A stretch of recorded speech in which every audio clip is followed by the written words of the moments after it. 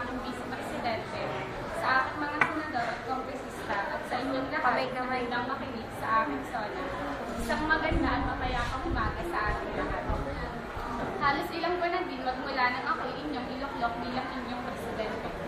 Ay bilis lamang ng panahon at ngayon nga, hayaan niyong bangkitin ko sa inyo kung ano nga ba ang lagay ng ating bansa. Kung anong mga pagbabagong nagaganap magmula nang ako'y mamuno sa inyo. Kung saan na nga ba napupunta ang mga hugis na ibinabayad ninyo. Ang una na po dito ay ang departamento ng edukasyon.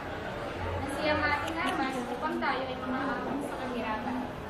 Hindi nga po limit sa ating kaalaman na maraming bata ang hindi nakakapag-aral at isa lang po ang kanilang dahilan at iyon po ay ang kahirapan. Pero sabi nga po nila, kung hindi tayo pupilin at magtutulungan, hindi po ito malutas at dahil po sa ating patuloy na pagtutulungan, halos 5 milyong bata po ang mabigyan ng pagkakataon na makapag-aral ng libre at hindi lamang po iyan. Kung dati po ay nagtitiis tayo sa mga sira-sirang libro at nagsisiksikan tayo sa isang mahabang upuan, ngayon po ay nakapagbigay tayo ng halos 3 milyong bagong libro at 2 milyong mga upuan. Nakapagpatayo na din po ng 70,000 silid-aralan upang mapunan ang kakulangan at maiwasan ang pagsiksikan. Sa departamento naman po ng kalusugan,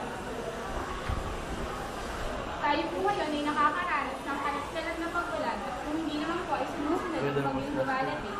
Dahil po dito, hindi po naiiwasan ang makisakit. Hindi naman po lahat tayo ay kayang pumayag sa mga ospital at bumili ng mga gamot na inireseta ng doktor.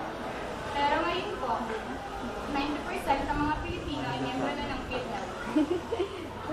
Sa departamento naman po ng agrikultura, ito po ay isang malaking Last 1 minute. na makapag-angkat ng mga produkto sa ibang bansa.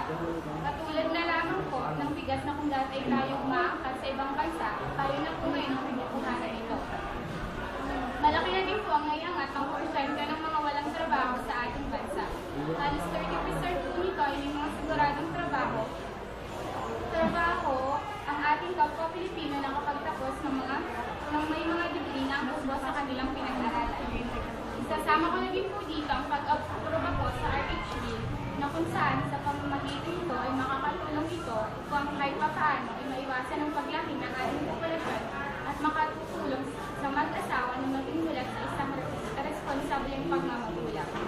Sa ngayon po, ito lamang po ang aking maipagmamalaki sa inyo. Pero hayaan niyo po sa susunod pong pagharap sa inyong harapan ay isang bagong Pilipinas na po ang aking pinagmamalaki sa inyo. Sa magandang umaga po muli sa inyo.